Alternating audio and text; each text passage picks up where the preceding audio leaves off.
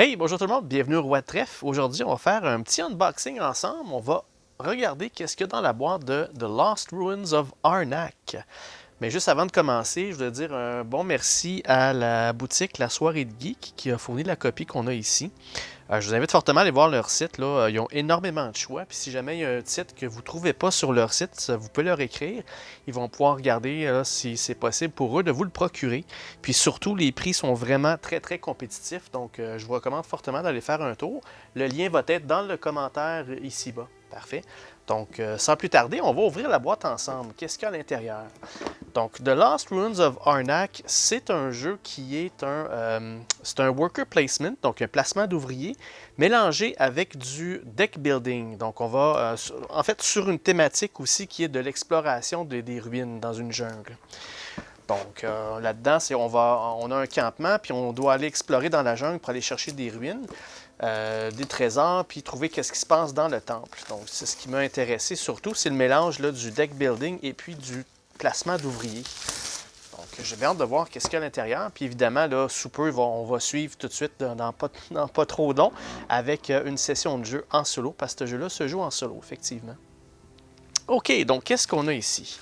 Donc au départ, sur le dessus, il nous donne des meeples. Donc on a quand même des grands meeples. C'est avec un genre de thématique exploration. Puis il y a des cubes, puis des genres de gouttes. Je ne sais pas à quoi ça sert exactement. C'est la première fois que je les vois ceux-là. Donc c'est à voir. Il donne aussi des cristaux puis des espèces de pointes de lance. Ils sont pas mal de qualité, sérieux là. Puis les cristaux sont pas comme. C'est pas les cristaux d'acrylique que j'ai d'habitude. Ça semble c'est des gros cristaux de plastique dans le fond. Là. Mais écoutez, les composantes là, sont très intéressantes. C'est très tape à l'œil. Hein. Des fois, ça l'aide à accentuer l'expérience de jeu. On a aussi des petites tablettes. Encore une fois, c'est des tablettes en plastique, mais quand même bien détaillées avec les petites ruines dessus. Donc très intéressant. Donc, on a quelques-uns. Donc là, on a un catalogue pour la compagnie Czech Games Edition. Donc un paquet de jeux là-dedans, là, c'est à voir.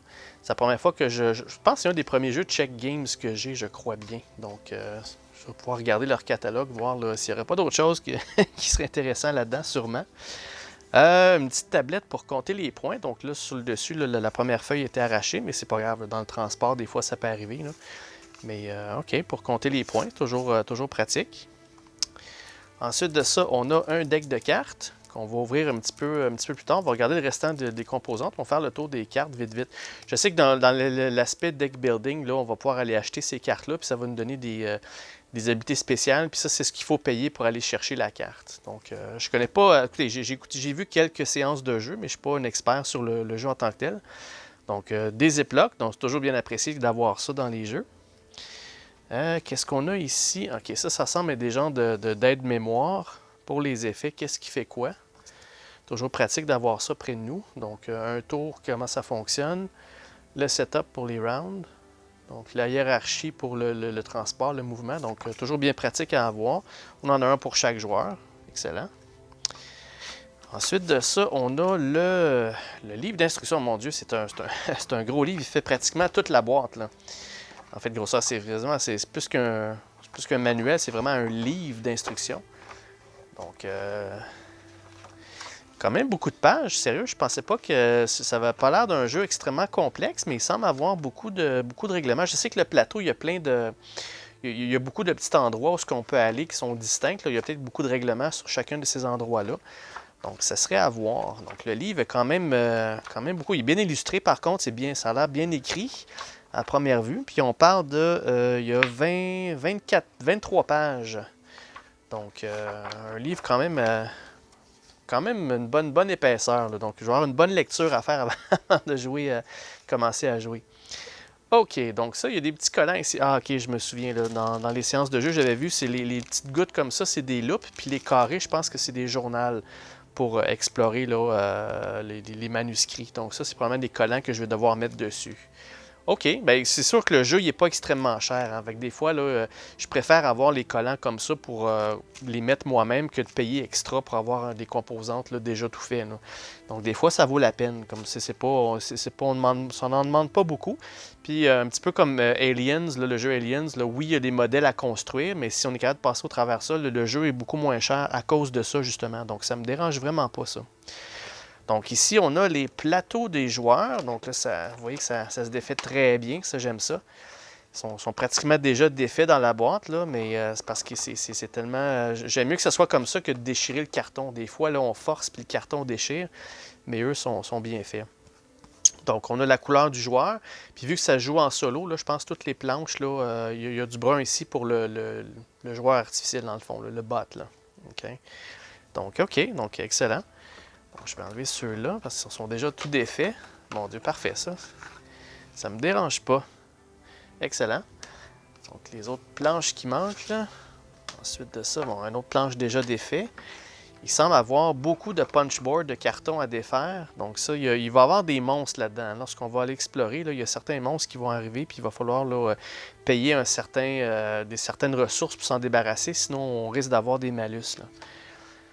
Donc, encore une fois, il y a des assistants qu'on peut aller chercher. Donc, les planches sont recto-verso.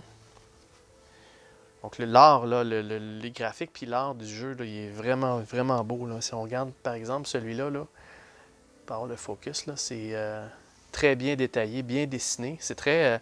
le visuel est très, très beau. Là. On a encore une autre petite planche ici. OK, ça, c'est la planche d'en bas. Le jeu est fait sur le long. Hein. La planche va être faite à la verticale.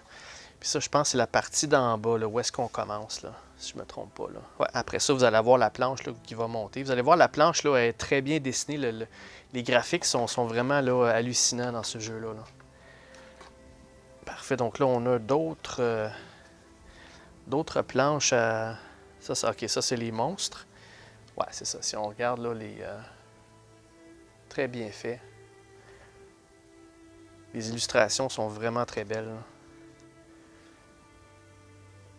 Probablement des types de ressources ou qu'est-ce qu'on peut aller chercher. Ah non, ça, je pense que c'est les tuiles pour le solo, ça, je pense, si je me trompe pas. Ouais. Je suis pas mal convaincu que c'était ça, me semble. Donc, on a encore une tuile tout plein de monstres. Donc, regardez l'art là-dessus. Là, c'est vraiment, vraiment un beau spectacle visuel, en tout cas. Là. Donc là, ici, on a le carton de tous les jetons qu'on a, plus d'autres d'autres tuiles pour le mode solo.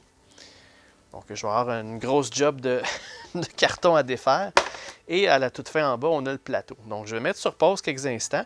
Je vais installer le plateau pour qu'on puisse regarder l'art. Puis en même temps, je vais ouvrir le paquet de cartes. Là, puis on va regarder tout ça ensemble rapidement. Ça ne sera pas bien long. OK, de retour. Donc, voici le plateau qui est placé. J'ai même aussi là, placé le petit plateau qui est en bas, là, que je vous dis que c'est le plateau de départ. Donc, vous voyez là que, vous savez, je joue sur une table de poule. Donc, si on regarde, là, ça va quand même assez loin, jusqu'au rebord là-bas. Là. Donc, on a beaucoup d'endroits. Donc, ce qu'on voit ici principalement, c'est que ce que j'ai vu, c'est qu'il y a 3 sections. Vous avez la section ici qui est des recherches. Donc, c'est là qu'il va avoir la loupe et votre journal. Puis c'est là que vous allez devoir payer des ressources pour avancer dans les recherches là, pour les ruines de Arnak. Et vous allez monter jusqu'en haut pour se rendre jusqu'ici pour avoir des points de victoire. Puis je pense qu'il y a certaines tuiles que là pour approfondir les recherches pour ultimement là, avoir là, élucidé puis décodé là, tous les secrets de l'ancienne civilisation de Arnak. En haut, ici, vous avez l'endroit pour le deck building, dans le fond. C'est là que vous allez acheter vos cartes, vos artefacts et vos items, dans le fond. Ici, en haut, je ne sais pas trop qu'est-ce qu'il va y avoir là. Je n'ai pas tout à fait de vue exactement c'était quoi. Et à cet endroit-là, ici, c'est là que ça va se passer au niveau du placement d'ouvriers. Donc là, vous allez avoir qu'est-ce que ça vous prend pour placer les ouvriers là, qu'est-ce que vous allez recevoir comme ressources, et ainsi de suite. Donc, les endroits que là sont uniques, à part là, le 2 endroits, ça, c'est un certain nombre de joueurs, on va avoir accès aux 2 endroits, mais je pense en solo, jusqu'à 2 joueurs, je pense que c'est juste un endroit tout simplement. Un petit peu plus haut là, de ce qui représente l'exploration, un petit peu plus loin dans l'environnement, ça va vous coûter là, dans ce cas-ci des voitures pour aller plus haut. Donc, vous allez devoir payer la carte voiture. Puis je pense aussi 3 jetons, mais ça, je ne suis pas certain qu'est-ce que ça veut dire ce symbole-là encore. Donc, j'ai pas lu les instructions. Vous avez aussi le bateau. Donc là, c'est là que vous allez pouvoir mettre le terrain, puis il va y avoir aussi un monstre qui va apparaître à cet endroit-là. OK? Donc, vous avez toute la section du milieu, et vous avez la section d'en haut qui, normalement, coûte un petit peu plus cher pour y aller. Donc, au niveau de ces jetons de temps-là, mais vous allez avoir des bonus là-dessus. Là. Comme je vous dis, là, ces cartes-là ou ces jetons-là devraient être un peu plus difficiles, je crois. Mais voilà, donc vous avez le deck building qui est là, vous avez des recherches pour le Arnak, puis vous avez tous vos placements d'ouvriers qui est là, puis avec ça, vous allez faire vos points. Ce que j'ai bien aimé aussi, c'est que le plateau, il est recto-verso. Okay? À l'endos du plateau, vous avez la même image. La seule chose qui diffère, c'est ici là, tout le chemin de découverte. Là, okay? Il va être différent. Si vous marquez là en bas, là, on part de 2, 2, 1, 3. Mais si je prends le plateau puis je le vire, je le mets à l'autre endroit, à l'endos, vous avez 2, 3, 2, 1. Donc, je ne sais pas si ça a rapport avec un niveau de difficulté. L'art du plateau semble être le même. C'est juste vraiment cette section-ci qui va changer. Donc, fort probablement aussi. Okay, l'art ici aussi est différent. Là. Je pense qu'il y a un petit peu plus de nuages aussi. Là. Donc, d'après moi, vu que c'est plus foncé, là, en général, ça veut peut-être dire que cette section-ci est plus difficile, peut-être. Ça reste à voir. Sachez par contre que les deux côtés, c'est différent pour cet endroit-là. Donc, ça va peut-être rajouter aussi là, un petit élément de rejouabilité. Parfait. Donc voilà, c'est ça qui est le plateau de Arnak. Donc je vais replacer la caméra, puis on va aller regarder là, les cartes, là, quelques artefacts et items ensemble. Parfait, je reviens tout de suite. Ok, de retour. Donc, comme tout bon deck building, vous allez toujours avoir des cartes de base. Donc, les cartes de base, le voici. Donc, vous voyez, ça, c'est les moyens de transport que je vous dis que vous avez. Là. Ça, c'est pour payer, là, pour avoir des voitures. Une action, ça va probablement vous donner un jeton. Je n'ai pas vu qu'est-ce que ça donne exactement. Il va y avoir des jetons, il va y avoir des pièces d'or, il va y avoir des... le jeton, ça représente le temps. Là. Ça, c'est vos cartes de départ.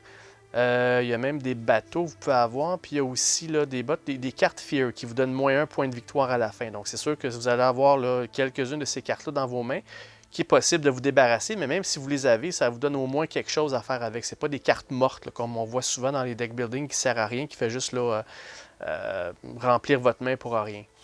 Donc il y a toujours un petit élément à faire quelque chose avec ça. Parfait. Ensuite de ça, vous allez avoir des items. Donc, là, en exemple, on a cité quelques-unes en exemple. Là, je ne comprends pas tout encore la symbologie parce que c'est encore tout neuf pour moi. Mais ce que je comprends, c'est que ça va nous donner là, 2 bateaux pour aller placer un ouvrier quelque part. Puis il va avoir des bénéfices en jouant cette carte-là ou en l'achetant. Parce que je pense que c'est des cartes qu'on peut acheter. Donc, ça, c'est ce qu'on doit payer pour l'avoir, je crois. Puis on va obtenir ce qu'il y a dans le milieu. Là. Donc, on va chercher d'autres cartes. Ça va nous donner d'autres ressources. Gold Plan. Donc, tout ça, c'est des... activer un site que vous occupez, si c'est ce symbole-là, faut auparavant payer deux éléments de temps, 2 jetons de temps. Donc, on va obtenir du temps pour aller chercher ça. Ça, je ne connais pas là, la symbologie encore. J'ai un petit peu d'études avant de faire la session de jeu, mais bon, c'est encore une fois ce qui est frappant, c'est l'art. Il est vraiment très, très bien fait. J'aime beaucoup les graphiques là-dedans. Ils sont très colorés, ils sont très détaillés. On dit, regardez ça, c'est un dessin, là, donc super, super bien fait. Puis, vous avez aussi les artefacts maintenant. Okay? Les artefacts, je pense que c'est ça qui est le plus rare. Là. Donc, vous voyez, ça va vous donner un avion dans ce cas-ci. Là. Donc, là, encore une fois, il y a de la symbologie que est-ce qu'il faut payer ça pour aller l'avoir? Ça veut dire quoi exactement? La petite tablette qu'il y a là, je ne pourrais pas vous dire. Pour l'instant, on va tout voir ça dans la session de jeu. Lorsque j'aurai le temps d'étudier un petit peu comment ça fonctionne, faire quelques tests, là. Mais encore une fois, là, ce que je sais par contre, c'est que ça, c'est des points de victoire. Ça, c'est des points de victoire à la fin. Là. Donc, ce qui est bien aussi, c'est que souvent, les jeux qui ont un mode solo, souvent, il faut aller avoir plus de points possibles, tout simplement, juste pour battre notre propre score. Ça, c'est toujours moins intéressant. Mais dans ce cas-ci, il y a vraiment un bot, un AI qui va se prendre contre nous. Puis, il faut vraiment avoir plus de points que le bot pour gagner. Donc, ça donne un petit peu plus de challenge que de battre son propre score. Là. J'aime bien ça. Là. Voilà, donc encore une fois, l'art est magnifique là, sur ces cartes-là. Donc, super, excellent. Donc voilà, ça c'est tout ce que vous avez dans la boîte de Lost Ruin of Arnak. Donc, comme je vous dis, ce jeu-là n'est pas tellement cher. pour ce que vous avez à l'intérieur. Puis sachez aussi que ce que j'ai vu, ce qui s'en vient, c'est que Czech Games Edition sont en train de préparer une campagne qui va pouvoir, on va pouvoir jouer une campagne à ce jeu-là. Est-ce que ça va impliquer une autre boîte? Ça va impliquer d'autres composantes? Est-ce que c'est une autre campagne Kickstarter peut-être? Je pense pas que c'était en Kickstarter. Je pense que c'était directement là, à la vente. Mais bon, qu'est-ce que ça implique exactement? Je ne sais pas, mais je sais qu'ils travaillent sur une campagne pour ce jeu-là. Fait que vous avez le mode compétitif pour les points, vous avez le mode solo contre le bot, puis il va y avoir aussi le mode campagne. Donc, très intéressant. Pas trop cher. Vous avez vraiment, là, selon moi, là, ça vaut vraiment la peine. Vous en avez beaucoup pour votre argent dans ce jeu-là. Reste à voir si le jeu est bien fait et intéressant à jouer. Les sessions de jeu que moi j'ai vues me montrent que absolument c'est bien fait, mais je vais l'expérimenter moi-même. Je vais tenter de vous le montrer, qu'on l'expérimente ensemble très bientôt. Parfait. Donc, un gros merci tout le monde. J'espère que vous avez aimé qu'est-ce qu'il y avait dans le Lost Ruins of Arnak. Et encore une fois, merci à la boutique La Soirée de Geek. Et on se voit très bientôt pour la session de jeu. Merci beaucoup. Au revoir.